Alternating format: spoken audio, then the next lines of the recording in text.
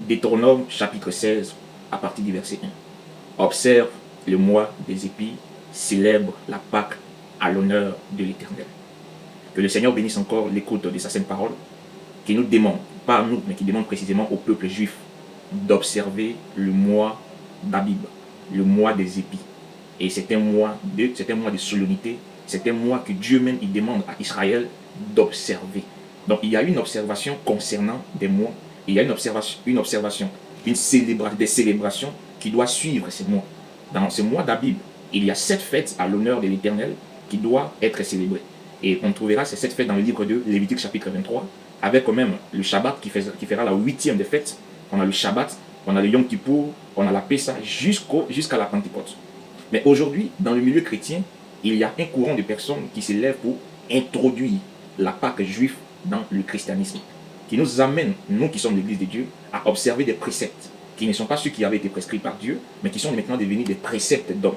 Car l'Écriture était claire, vous anéantissez la parole de Dieu au profit de vos traditions. C'est pourquoi l'apôtre Paul pouvait rappeler à certains juifs que lorsque vous prosélytez, lorsqu'un non-juif se convertit au christianisme, ne l'amenez pas à observer les coutumes qui étaient sur la loi, car nos pères même n'ont pas pu les observer. Maintenant, concernant la fête qui est célébrée partout, la Pessa, la Pâque juive, est-ce qu'aujourd'hui, l'Église du Dieu vivant, est-ce que l'Église qui est appelée, qui fait partie du deuxième exode, est-ce que cette Église qui est appelée à sortir de toutes les dénominations, appelée à sortir de toutes les congrégations religieuses et à former ce corps d'individus, est-ce que nous sommes aujourd'hui, est-ce que nous avons le droit de célébrer la Pâque? Lisons déjà l'institution de la Pâque. Où est-ce que l'Éternel Dieu, il avait institué la Pâque? On trouve ça dans le livre de Exode chapitre 12. La Bible nous dit à partir du premier verset, il avait dit à Moïse et à Aaron dans le pays d'Égypte, ce mois-ci sera pour vous le premier des mois des années. Donc, il y avait institué à Israël que pour vous, le mois d'Abib constitue pour vous le premier des mois de toutes les années. Or, Israël, nous savons très bien, a deux calendriers, a un calendrier civil et aussi a un calendrier religieux. Dans le calendrier civil, le mois d'Abib qui est le 7e mois, et dans le calendrier religieux, c'est le premier mois que Dieu a donné à Israël. Et dans ce mois d'Abib, comme le livre de Deutéronome chapitre 16 nous dit, Israël devait observer ces mois avec toutes les fêtes qui suivent. C'est pourquoi ces fêtes se chevauchent à chaque instant.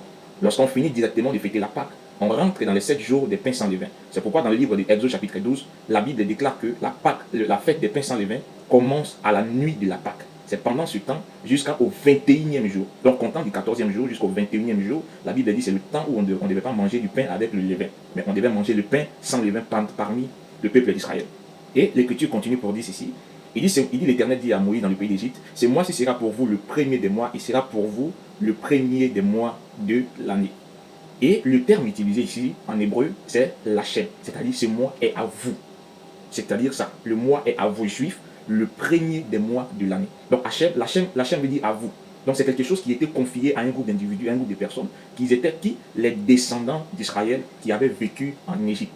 Car la Pâque a une signification, et même les pains sans levain aussi ont une signification. Et les herbes amères avec lesquelles ils devaient manger la Pâque même ont une signification pour eux, et avec leur période passée en Égypte. Et c'est pourquoi l'Écriture continue pour nous dire, à partir du verset 2, il dit, ce mois-ci sera pour vous le premier des mois, il sera pour vous le premier des mois de l'année. Parle à toute l'assemblée d'Israël et dit, le 10e jour de ce mois, on prendra un agneau pour chaque famille. Donc, il y avait Adonai institué ici les recommandations concernant la fête, la préparation de la Pâque. On devait prendre au 10e jour un agneau pour chaque famille. Voici des recommandations. Et ces préceptes, la Bible déclare, devaient être observés de perpétuité en perpétuité. C'est pour dire chaque célébration de Pâques, chaque famille, chaque maison devait avoir son agneau en main. Tu ne peux pas remplacer l'agneau avec un poulet. Tu peux pas remplacer, même aujourd'hui, tu ne peux pas remplacer l'agneau avec un chien, tu ne peux pas remplacer l'agneau avec un cochon, tu ne peux pas remplacer l'agneau avec une colombe. La recommandation pour la Pessa, pour la Pâque, c'était un agneau pour chaque famille. Donc si aujourd'hui, vous vous sentez légitimé à célébrer la fête de Pâques, vous devez aussi observer toutes ces recommandations qui constituent la célébration de la fête. C'est-à-dire que chaque mois d'Abib, chaque maison doit avoir un agneau. Et comme on le voit un peu chez nos cousins les musulmans, chaque tabaski, voilà comment même la fête de Pâques devait se célébrer, c'est-à-dire chacun a son agneau chez lui, et vous amenez maintenant cet agneau-là à l'abattoir, où chacun, pas quand je dis à l'abattoir, pas pour l'amener dans un lieu, mais au temps prescrit, au temps marqué, l'agneau devait être égorgé. Donc, si vous voulez célébrer la Pâque, rassurez-vous que vous avez votre agneau que vous allez immoler ces jours-là. Et l'Écriture continue maintenant au verset 4 pour dire, et si la maison est trop peu nombreuse pour un agneau, on le prendra avec son plus proche voisin, selon le nombre de personnes, vous compterez pour cet agneau d'après ce que chacun peut manger. Il dit, ce sera un agneau sans défaut, âgé d'1 an. Voilà ce que la Bible dit. Cet agneau que vous allez récupérer, c'est un agneau sans défaut. Et Dieu même, il va même rappeler cela après dans le livre de Malachie chapitre 4, Malachie chapitre 3 plutôt, pour dire au peuple d'Israël, il dit, vous me volez dans les dîmes et dans les offrandes. Il dit, mais comment nous t'avons volé? Il dit, comment vous pouvez venir donner à Dieu des agneaux chétifs? Tu regardes parmi ton bétail. Tu vois, c'est l'agneau qui veut mourir, c'est l'agneau qui est un peu malade, tu dis, bon, lui, on va le tuer aujourd'hui, il faut pas, il va mourir comme ça, puis on va le jeter. C'est lui, on va l'offrir à Dieu. Ce n'est pas comme ça ce n'est pas comme ça la Pâque se célèbre. Et la Bible déclare que c'est un agneau mâle. Tu ne peux pas aller prendre un agneau femelle pour pour célébrer la Pâque. Et la Bible dit qu'il est âgé d'1 an, pas plus, pas moins. Voici les recommandations qui suivent la célébration de la Pessa. Et l'Écriture continue toujours pour dire au verset 6, il dit, vous le garderez jusqu'au 14e jour. D'où l'importance de les récupérer le 10e jour du mois. Et c'est au 14e jour que l'agneau devait être immolé. C'est-à-dire pendant cet intervalle de 4 jours, l'agneau devait être examiné. On devait voir si on devait trouver un défaut chez l'agneau. Si l'agneau avait des taches, alors l'agneau devait être remplacé. L'agneau de Pâques, c'est un agneau qui est sans taches, ni rides, ni rien de semblable. Parce que cet agneau qui était sans tache, ni rides, ni rien de semblable, il devait jouer un rôle expiatoire pour le peuple d'Israël. Il devait servir à Israël d'un pare-choc contre la présence de l'ange de l'Éternel dans le camp. Ce que l'Écriture dira après. Il dit, vous le garderez jusqu'au 14e jour de ce mois, et toute l'assemblée d'Israël l'immolera entre les deux soirs. Donc l'agneau ne pouvait pas aussi être sacrifié le matin. On ne pouvait pas sacrifier l'agneau à midi, mais on sacrifie l'agneau entre les deux soirs, c'est-à-dire entre 15h et 18h. C'est pendant cette période que l'agneau était immolé, que l'agneau était offert en sacrifice. Donc si tu dis que toi, chaque dimanche de Pâques, tu es en train de célébrer la Pâque, donc tu dois être capable d'observer ces choses. Avant d'aller prendre tes fériés de lundi de Pâques, il faut quand même observer ces choses. Sinon, comprends que tout ce que tu es en train de faire, ce n'est pas la Pâque que l'Éternel a donnée au peuple juif. Tu t'es juste syncrétisé. C'est du syncrétisme religieux que tu es en train de faire. Mais la vraie Pessa, telle qu'elle est décrite dans Exode chapitre 12, vous ne le respectez pas. Et vous ne célébrez pas comme ce mois, comme ce jour le demande. Au verset 12, l'Écriture dit ceci. Il dit, cette même nuit, on en mangera la chair rôtie au feu, et on la mangera avec de pain sans levain et des herbes amères. Les herbes amères ici ont une signification. C'est pour dire que lorsque tu dois manger la Pâque, tu dois manger l'agneau avec des herbes amères et des pains sans levain. Donc, les adjoucous, laissez votre attiqué à part. Laissez les pains à part. Laissez le riz, laissez même les placalis. L'agneau se consomme.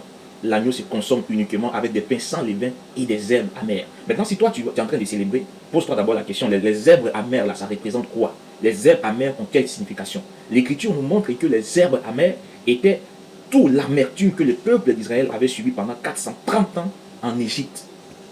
Voici ce que signifient les herbes amères que les peuples d'Israël devaient manger avec l'agneau. Ils se rappelaient leur amertume qu'ils ont subi en Égypte. Mais toi aujourd'hui, tu n'as jamais mis tes pieds en Égypte, tu n'as jamais subi l'esclavagisme, tu n'as jamais été esclavagisé, mais c'est toi aujourd'hui qui veux manger l'agneau. Et en plus, vous ne célébrez même pas ça avec l'agneau, vous partez payer demi-poulet pour venir dire que vous êtes en train de célébrer la Pâque.